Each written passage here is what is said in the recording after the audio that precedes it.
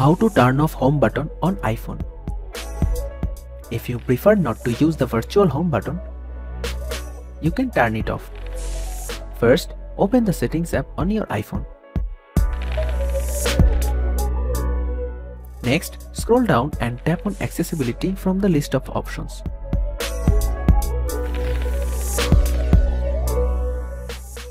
Under the Accessibility settings, you'll see a section called Touch. Tap on it.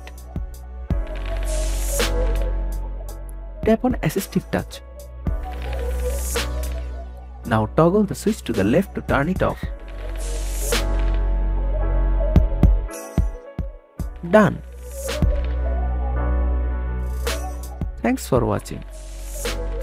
Subscribe to our channel for more tech videos.